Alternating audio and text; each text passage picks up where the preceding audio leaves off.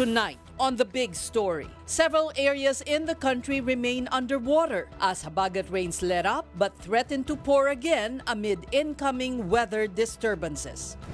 The palace takes to the defense of First Lady Lisa Araneta Marcos, now drawing flack online for a birthday post described as tone deaf. And the Office of the Ombudsman is flagging what it calls the prolonged absence of Senator Loren Legarda and Congressman Leandro Leviste. The agency is not ruling out the possible cancellation of the mother and son's passports. Good evening, I'm Ces Orenia Drilon. Weather has significantly improved today with monsoon rains letting up some. But there are still provinces underwater with some reeling from flooding for months at a time. The big story tonight from mobile journalist Merimon Reyes. It's just like Waterworld in the town of Apalit in Pampanga.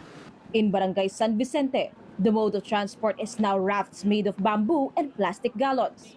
The fare, 50 pesos. So residents pay up or wade in waist-deep flood. Mahirap pero wala akong magagawa kundi maging resilient po, no?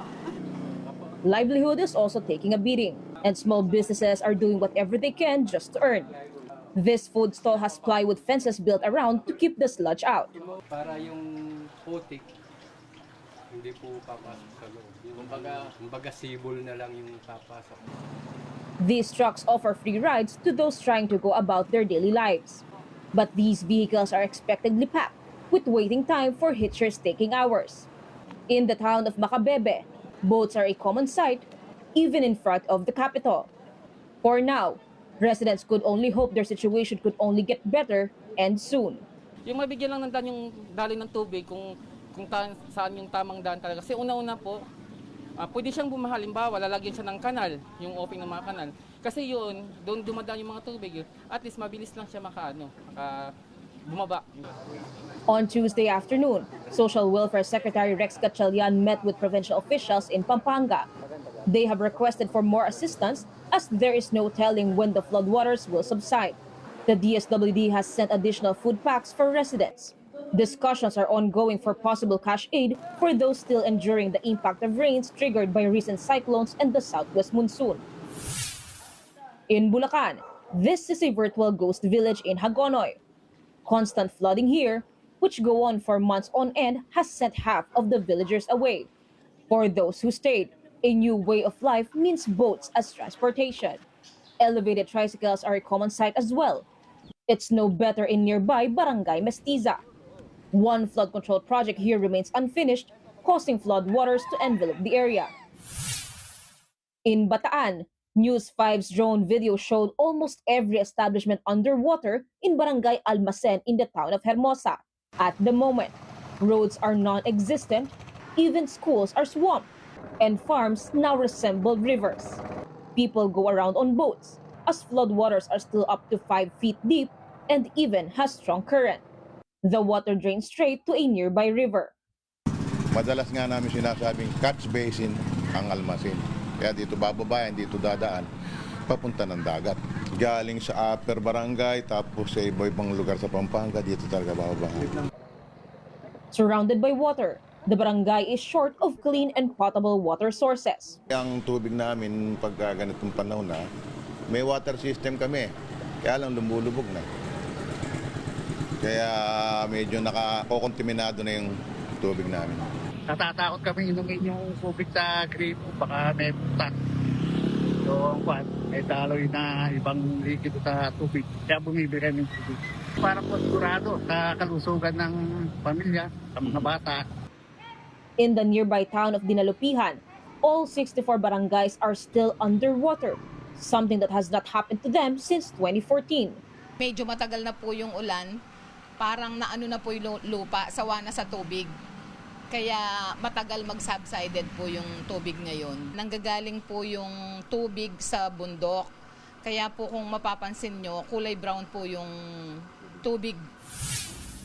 In Batangas, Sitio Bagbag Barangay Prensa in the town of Lian is now isolated due to the flooding caused by the incessant downpour. This area had been a rice farm, but now it looks like a river. Rescuers acted swiftly to rescue every resident before dark. Ay, ayan po, kita nyo po, hanggang dibdib na. Oh. Kaya po kailangan taga-rescue at may mga bata na kailangan mailabas. Hindi po sila nakalabas dahil bigla ng pasok ng tubig. Oh, kaya nahingi po kami ng tulong. Small kids, pregnant women, senior citizens, including a recovering stroke patient, residents are all scrambling for safety, but some still refuse to leave. Siguro mga yung dinaanan namin, may tubig na hanggang bewang, tapos pilapil So taniman ng mga palay, so uneven yung mga dadaanan, kaya medyo mahirap. So silang tatlo lang yung naninirahan talaga doon. Isolated yung kanilang tinitirahan. Kapatid mobile journalist Marymon Reyes, we are One News. In other news, President Ferdinand Marcos Jr. has ordered a thorough investigation into the fatal shooting this morning at the Ateneo de Zamboanga University. In a statement, he expressed condolences to the families of the victims and said schools must be among the safest places in the country. The chief executive also called for stronger safeguards to protect students from similar incidents. Earlier, the Ateneo de Zamboanga confirmed 2 fatalities and said it is coordinating with authorities to establish the full details of the shooting. The school also appealed to the public to avoid sharing unverified information and to respect the privacy of those affected by the tragedy. For its part, the Education Department expressed grave concern over the incident and threw its support behind the Ateneo de Zamboanga community. DepEd has mobilized mental health partners to provide psychosocial interventions to traumatized survivors, faculty, and students, and issued an urgent appeal to the public to halt the spread of graphic photos and videos online. And here is our statement as a network on this issue. News 5 and One News treat mass shootings like suicide. The World Health Organization considers suicide a social concern.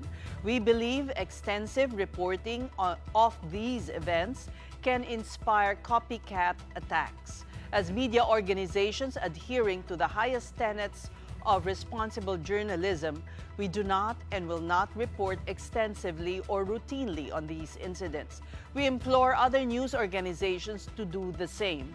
We call on the relevant authorities to conduct thorough investigations, deliver justice for the victims, and take necessary steps to prevent another tragedy.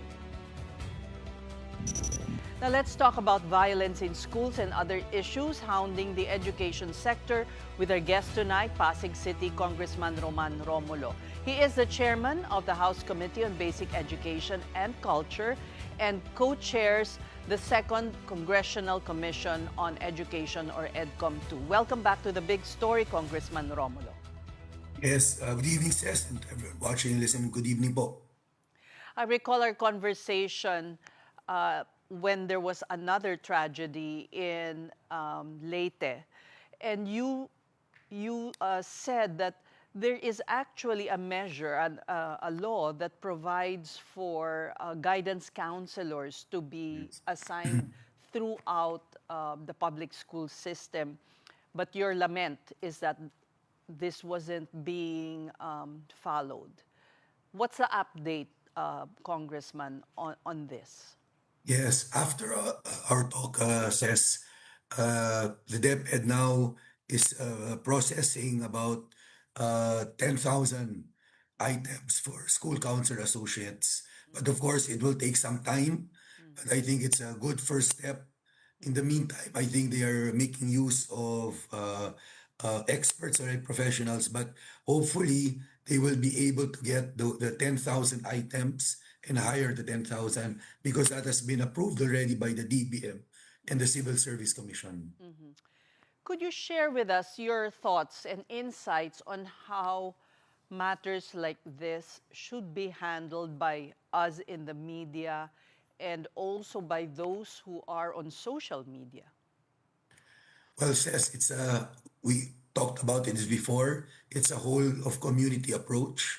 So, nandiyan yung schools, government, media, and yung mga magulang. The parents are very important.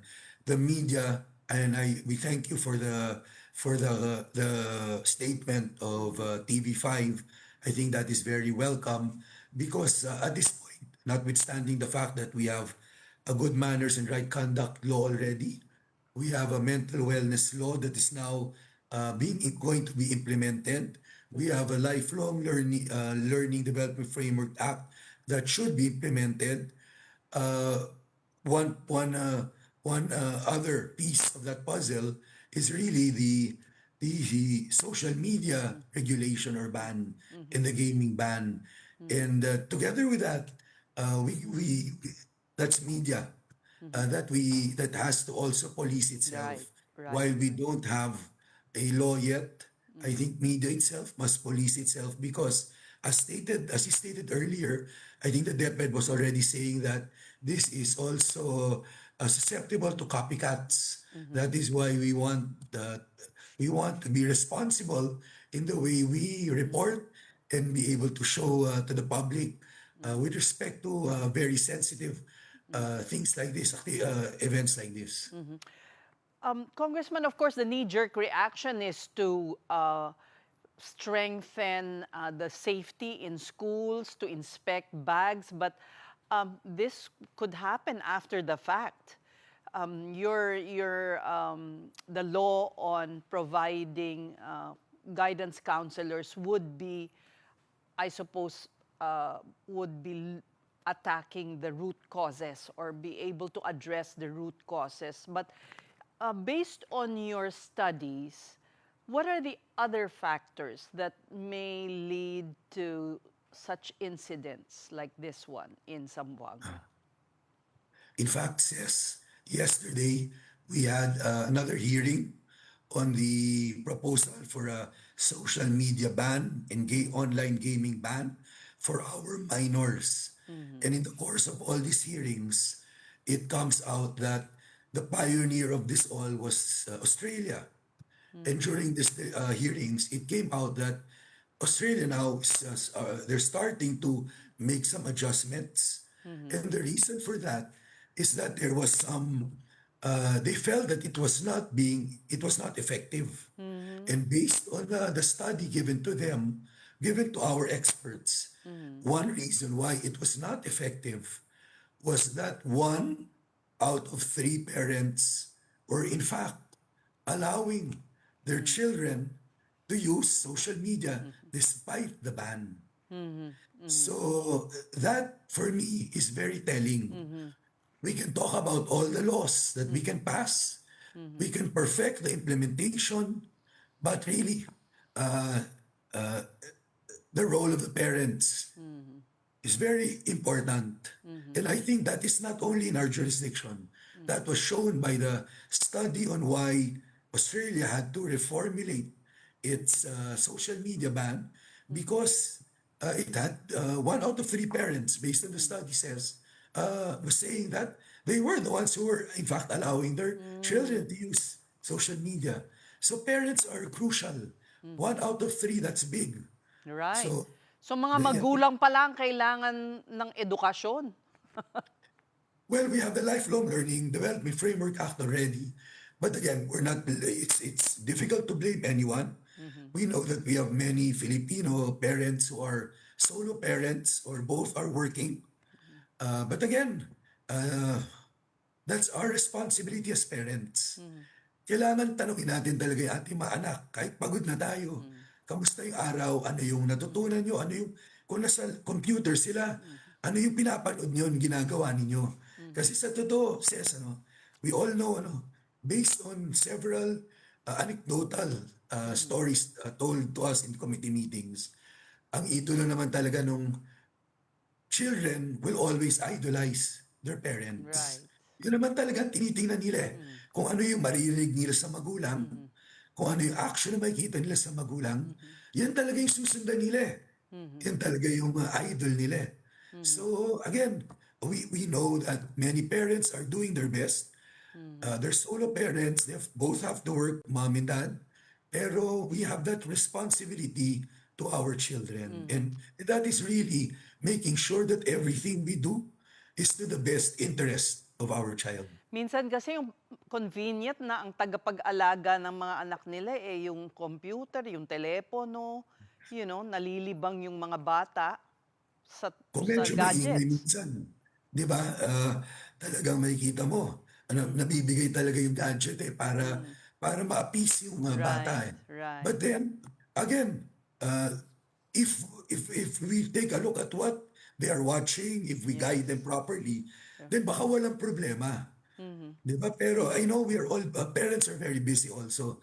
So again, we will do our part. I think the social media regulation ban online gaming Won't be effective. Won't be effective unless there's parental supervision.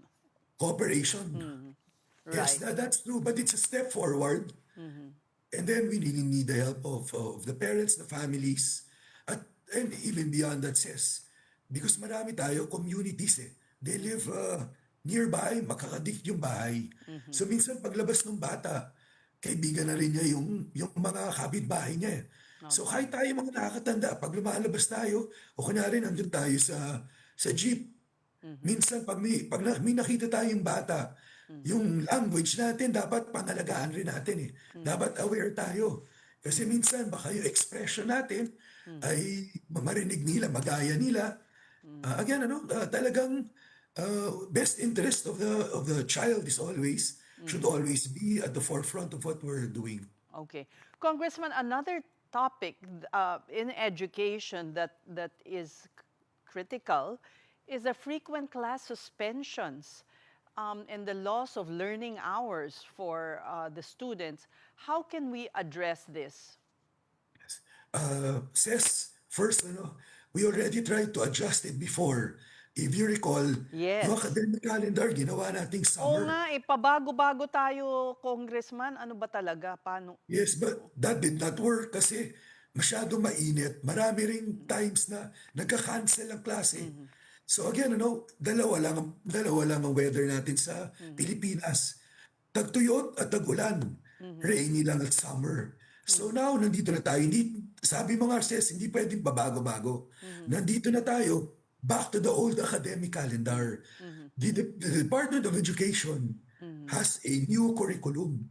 Under this new curriculum, binawasan nila yung competencies, binawasan nila yung subjects, para nakafocus sa functional literacy. Right. Yung reading comprehension, mathematics, science, and GMRC. And because of that, ginawa pa nilang 3 semesters. Right. And by reducing the subjects and the competencies, ang sinabi sa amin ng DepEd, yung instructional time na binigay nila ngayon, under that, dapat may allowance pa yon for yung mga times na walang pasok. Kasi alam naman natin, either uulan talaga or masyado mainit. So again, let's give this a chance. Okay. But Okay. DepEd, I think, should also adjust and be more clear with the schools and the local officials dito sa pag-declare ng no classes at pag-resume. Hindi naman pwede, Ses, na yung kunyari nakita naman natin yung Pag-asa now, medyo localized na sila when they give us weather bulletins. Hindi naman siguro dapat yung buong probinsya. Hindi naman siguro yung buong syudad. Dapat mabigyan, DepEd should really go inform the local executives, the principals, superintendents. May call rin kayo dito. Kung sa locality ninyo, walang problema. Then, resume classes as soon as possible or don't suspend classes. Kasi iba talaga yung like today, di ba, ang sabi ng Pag-asa, Metro Manila, merong orange, merong yellow. Iba So doon pala makikita natin, medyo localized na. And again, So more granular yung more granular. ang decision making. Let's trust the principals and the local executives and the superintendents too. And again, says, we will go back to the parents. Ang parents naman pwede rin mag-decide. Whether or not, sabihin ng school may pasok. Pag nakita nyo naman, medyo hindi kayong komportable, pwede nyo naman sabihin, huwag ka na muna pumasok. I mean, that is parental authority. At the end of the day, yun pa rin yung first eh. Yun yung first gate eh. Yung second gate are the schools. And then local officials. Now, I'd like to go to, on a much broader outlook, Congressman. Nandyan na yung NEP sa inyo, and I'm sure you're going to hold hearings already. Still, the education takes the biggest slice of the budget. But is it an improvement from the previous year? And where do you see some adjustments that need to be made? Says it's lower than the previous year. Lower. Yes, but says, ito talaga yan eh. That there are 3 big ticket items for education. Classroom building, nutritional food, and career progression of teachers. Yung salary ng teachers. Tatlo yan na talagang bilyon ang kailangan. Opo. Let's admit the fact na hindi naman tayo first world country. Hindi natin kakayanin na full force sa tatlong yan. So, if I were the government administration, I will focus on what I believe na malaki yung matutulong natin and may impact. Nutrition. I think that should be prioritized. Alam na, sinasabi na sa ating lahat, pag below 5 years old at stunted ang growth, mahirap na, hindi na marirecover yan. So doon pa lang, let's put all our resources as much as we can sa nutrition. Second, alam natin yung teachers natin overworked. Nag-adjustments na tayo ngayon, pero still, ang hirap nito pag walang pasok, and then they have to adjust yung lesson plan. So, I think it's just right na siguraduhin natin yung career progression nila under the law ay masunod. And that means may support ang budget, and that will entail billions also. Okay. And siguro, the third will really be yung classrooms. Pero hindi natin kaya assess yung tatlo eh. So again, nutrition ang pinaka-importante for me. And then human resources. Okay. And then classrooms yung pangatlo. Baka naman we can get private sector support for classrooms, and also, you know, masyadong mataas yung cost ng paggawa ng classroom kumpara sa pwede pa yung babaan, Congressman. Masyado yatang kasama na yan sa mga anomalya sa paggawa ng infrastructure. In fact, sis, I got to talk to Secretary Angara about a week ago. And I asked him, ano pa yung, what is his wish list? And ang sinabi niya sa akin, yung reform sa Adopt a School. Okay. So that private enterprises can help out government. Yes. Yun yung sinabi sa akin. Congressman, magpagaling po kayo. Gusto ko pa kayong tanungin ng marami, kaya lang I can sympathize with your sore voice. Thank you so much for your valuable insights. And we hope to see you once again talking to us here on The Big Story. That was Congressman Roman Romulo. And before we go on a break, we have this just in. The impeachment trial of Vice President Sara Duterte tomorrow has been canceled again. This is in view of the anticipated continued heavy rainfall associated with the enhanced southwest monsoon, and upon the instruction of the presiding officer. The trial is expected to resume next week.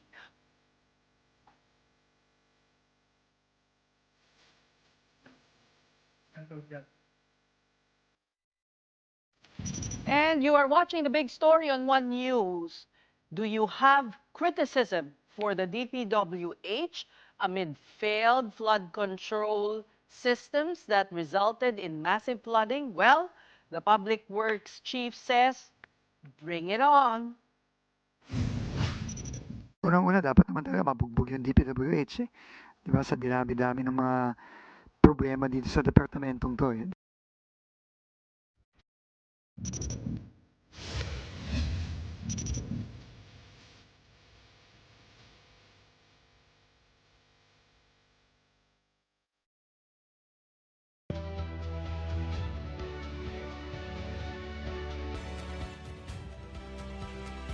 Alam niyo, marami sa mga nanonood ng Mag-iina ang may parehong reactions. Nakakasuka raw, nakakadiri. Ang totoong nakakadiri, ito ay ang paulit-ulit na nangyayari sa totoong buhay. Ang totoong horror story ng bansang ito ay hindi ang nangyayari sa aming pelikula. Nangyayari ito sa Malacanang, sa Kongreso, sa Senado. Huwag po tayong matakot, huwag po tayong mamanhid. Makibaka, reject PAC Silica. Ang target audience din namin na sana yung mga legislators and mga policy makers na sana padaliin ang pagkuha ng ID at pagandahin ang ating healthcare system. Some of the winners there of the Cine Malaya 22 Awards on stage, winning filmmakers and actors used their acceptance speeches to highlight social issues. The showing of the entries for the Independent Film Festival actually ends today with ticket sales jumping at almost 50% more than last year. Congratulations, mabuhay ang Cine Malaya. Siguro marami sa kanila kasi ayaw ng sumuong sa baha, nanood na lang ng sine. Now we have more of the day's big stories for you. Public Works Secretary Vince Dizon says Filipinos have a right to bash his agency over persistent flooding and faulty flood control. Dizon made this admission in today's palace briefing, saying the DPWH he inherited has a mountain of decades-old issues to address. While he clarified that there is no instant fix, Dizon promised uninterrupted operations to fast-track localized flood solutions. The Secretary likewise assured infrastructure reforms are actively moving forward. Unang-una, dapat naman talaga mabugbog yung DPWH. Di ba? Sa dinami-dami ng mga problema dito sa departamentong to. Di ba? Tama lang yun eh. Pero, kailangan, isa-isay nating aayusin yung mga problemang, dekada na ang binilang. Ba? Nagkapatong-patong na lahat yan. No? So we just have to fix every problem that we are faced with. No? And ang sabi nga ng Pangulo, we just have to work. No? Trabaho lang tayo. May problema, ayusin natin. Di ba? Solusyonan natin. Walang overnight solution, pero nakikita natin pagka maayos ang pagkagawa, nakikita natin may epektong maganda. Meantime, the MMDA and the DPWH have teamed up to update Metro Manila's drainage master plan by next year. They partnered with a Dutch company to study building water reservoirs in government facilities, including within Camp Aguinaldo and the Rizal Memorial Sports Complex. The initiative needs funding, and the MMDA is looking at the national government for this. Ang ganito pong weather phenomena ay talaga pong mauulit at mauulit. At ganoon din po, mauulit po yung pagbaha. Kami naman po, ang ma-assure po namin, nagtutulungan po kami ng DPWH under Sec. Vince Dizon sa pag-find ng ways para maibsan po yung pagbabaha dito sa Metro Manila. Talaga pong naghahabol tayo sa effects ng climate change. Meantime, Metro Manila mayors are planning to come up with a single ticketing system against litter bugs. The Metro Manila Council had earlier said they agreed to raise the penalty for illegal dumping of trash to 5,000 pesos. Alam po natin, walang boundary ang basura. Garbage thrown in one city can eventually find its way into the drainage systems, creeks, rivers, and waterways that cross into neighboring communities. Ang ating mga ordinansa kung saan nagpapataw po ng 5,000 pisong multa ay isa lamang sa mga aksyon na aming ginagawa. It really must be a holistic approach. It really must entail discipline. And now for our weather update, we have with us Mary May Victoria Calimoso, Pag-asa's weather specialist. Good evening, ma'am. Yes, magandang gabi din po, Mr. Sirilon. So ako nga po si MM Calimoso from PAC-NCR Pag-asa. So bilang pagbibigay ng weather update po para sa atin, so meron nga po tayong binabantayan na 3 weather system dito sa ating sa loob at labas ng ating Philippine Area of Responsibility. So dito po sa ating loob ng ating PAR, so meron po tayong binabantayan na si Tropical Depression Neneng, no? So kahapon po is low pressure area siya at ngayon nga ay naging ganap na siyang bagyo na pinangalan natin si Neneng. Kung kaninang alas 4, huli po siyang namataan, 1,025 kilometro, silangan ng extreme northern Luzon.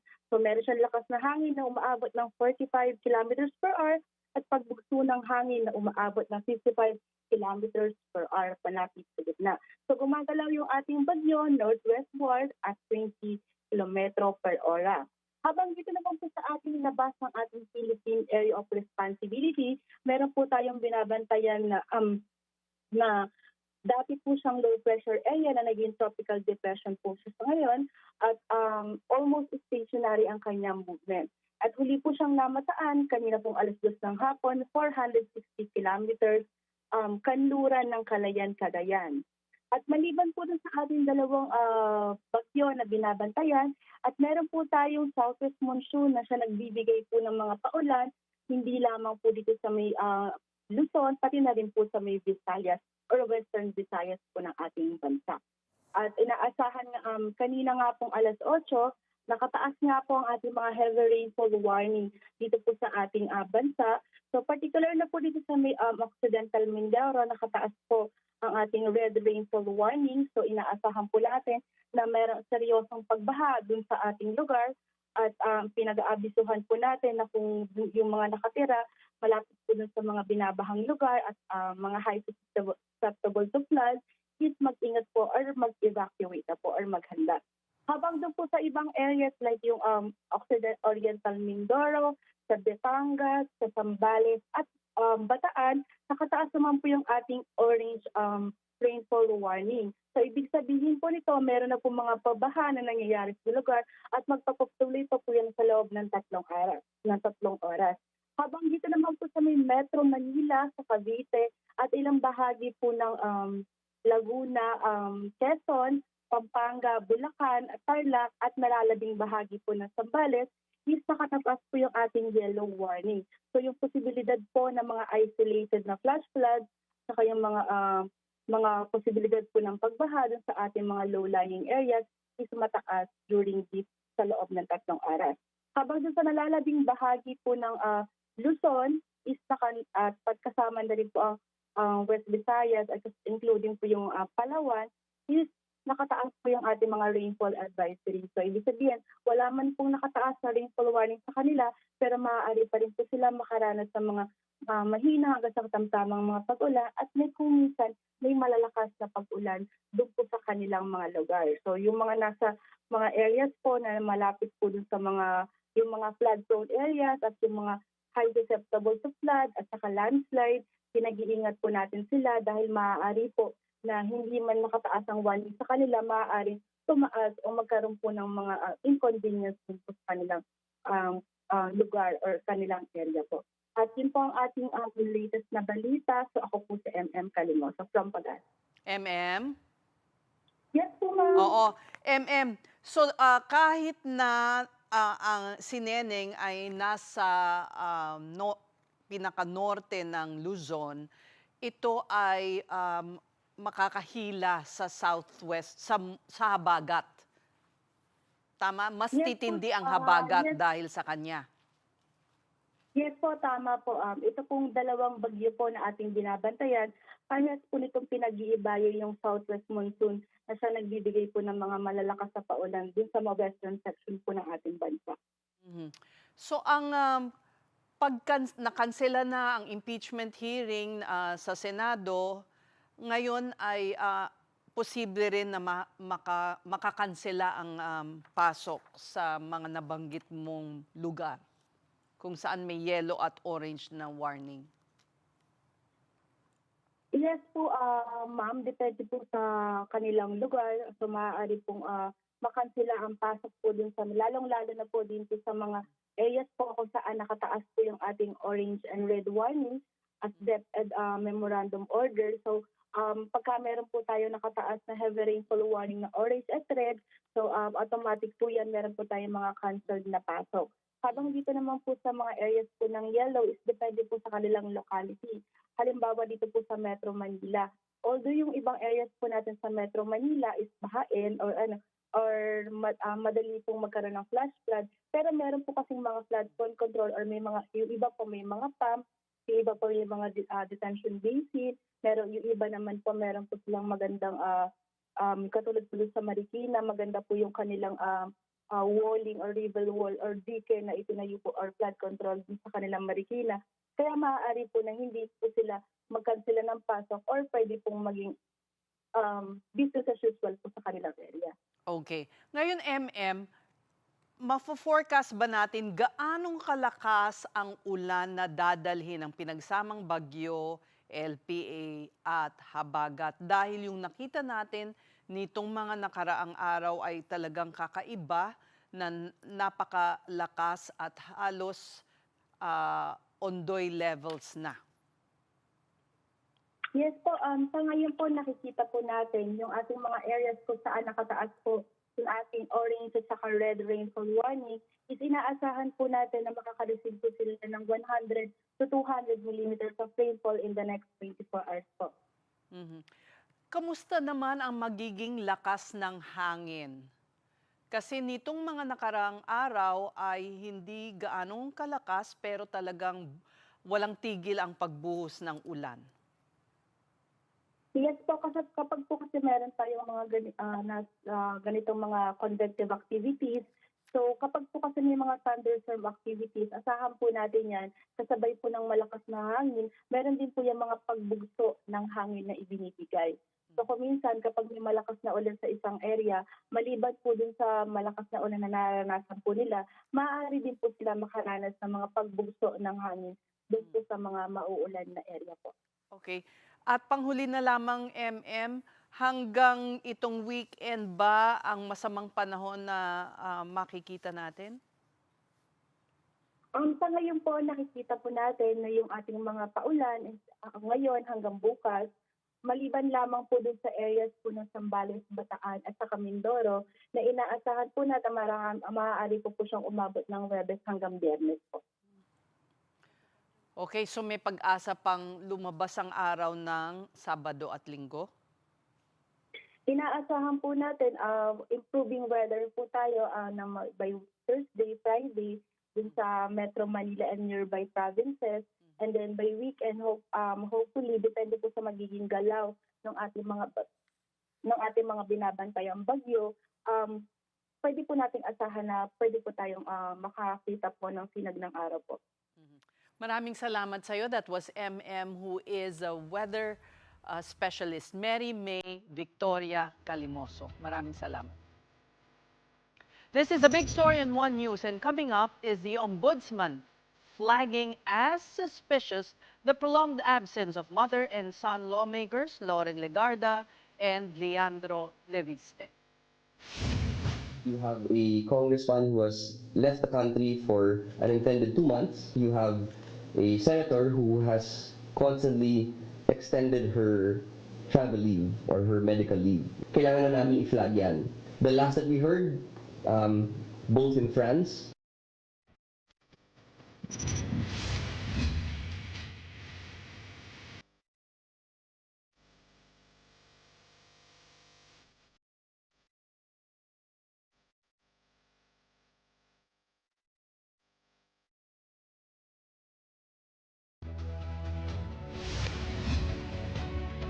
Welcome back to the big story. Malacanang has defended First Lady Lisa Araneta Marcos following backlash over a birthday post she made amid widespread flooding. In a post on Monday, the First Lady announced she was taking a birthday break from her usual official duties. Araneta Marcos said she would be taking time to, quote, slow down, recharge, and enjoy the quiet with nature, while also reminding people to stay safe and dry. The post came as heavy rains pounded Metro Manila and surrounding provinces. Palace Press Officer Claire Castro acknowledged the backlash, but said the First Lady respects public opinion and listens to feedback. sa mga nagdamdam sa post na ito, naiintindihan po namin ang inyong damdamin. Ngunit huwag po kayo mag-alala dahil tuloy-tuloy po ang pagtatrabaho at pagbibigay ng assistance at ayuda ng pamahalaan na nakaranas ng hindi kanais-nais na trapiko, pagbaha, kahapon.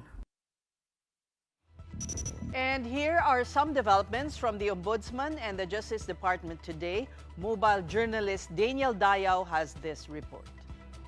The Ombudsman is flagging the travel of Senator Loren Legarda and her son Batangas Representative Leandro De Viste. This as they face plunder and graft complaints over solar energy projects. Assistant Ombudsman Miko Clavano says Leviste secured a 2-month travel authority from July 26 to September 24. Legarda meanwhile extended her travel authority until August 19 after initially filing for medical leave. Clavano says the Ombudsman finds Legarda's repeated travel extension suspicious, as the complaints against her, Leviste, and former Energy Secretary Alfonso Cusi have already reached the preliminary investigation stage.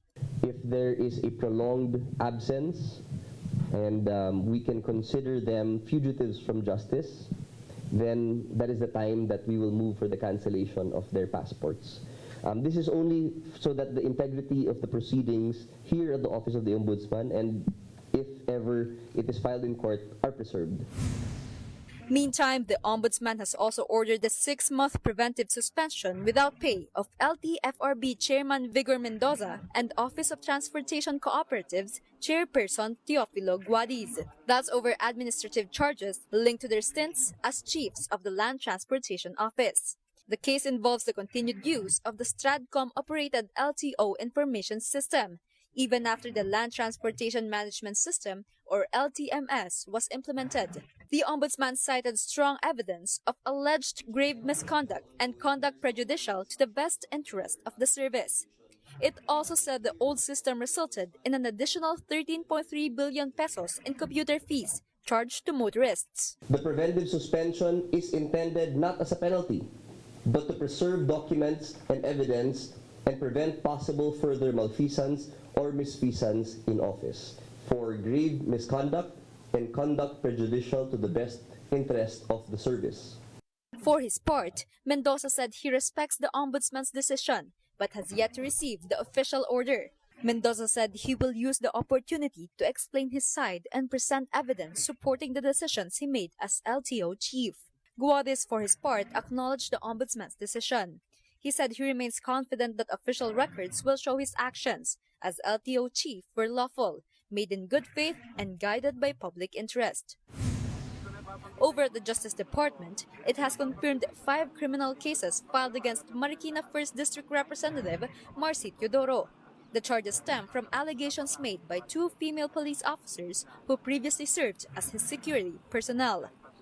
4 of the counts are for sexual assault, while 1 is for acts of lasciviousness. The case information has now been filed with the Marikina Regional Trial Court. Teodoro's lawyer, Attorney Alma Malonga, disputed the basis of the complaints and questioned the process that led to the filing. She said a DOJ panel had earlier recommended dismissal, but a different prosecutor later prepared and signed the final resolution. Malonga maintains Teodoro is innocent and fully prepared to clear his name through the legal process. On another DOJ case, the Quezon City Regional Trial Court Branch 98 will hear oral arguments on Vice President Sara Duterte's grave threats case this Thursday, August 20. The hearing will focus on the VP's argument that the case should not proceed because she is an impeachable official. Duterte's camp says she can only be removed from office through impeachment proceedings. Kapatid Mobile journalist Daniel Dayao, we are One News. Senator Loren Legarda is reacting to the Ombudsman questioning her extended leave of absence. In a Facebook post at around 7 this evening, Legarda said she will not allow baseless accusations to tarnish her public service record.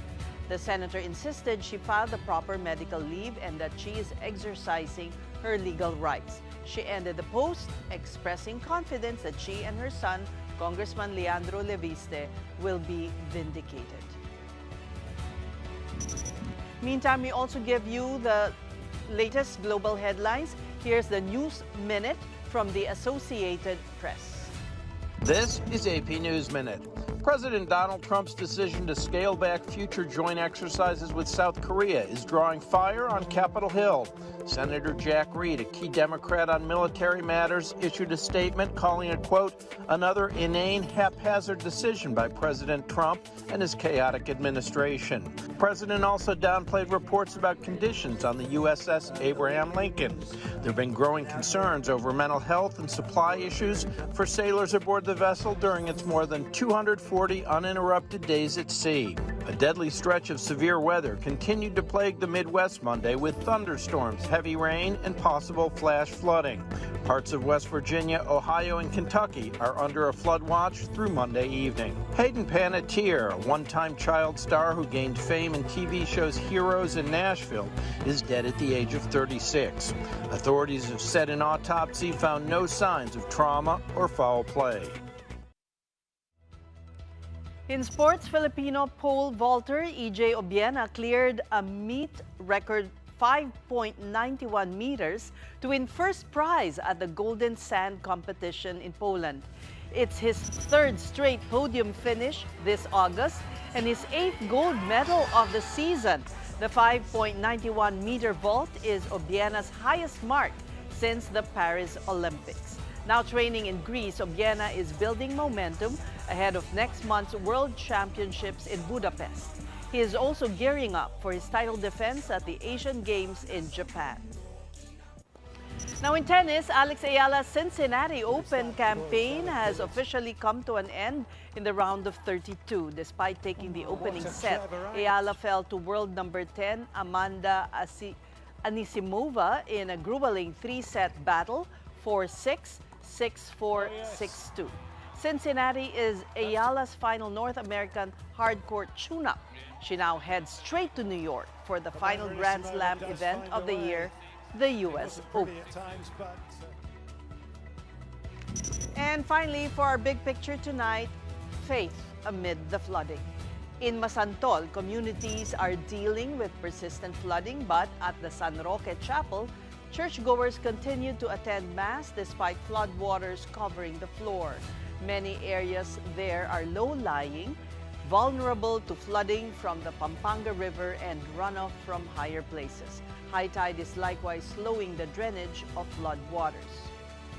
Now over in Quiapo, Manila, residents are also seen evacuating the image of the Black Nazarene to safety as floodwaters rose.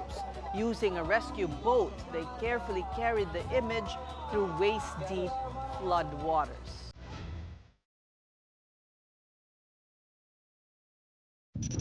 And those are the big stories this Tuesday, August 18. I'm Ces Orenia Drilon. Kapatid, we are One News, your side all the time. Good night and do keep safe, warm, and dry.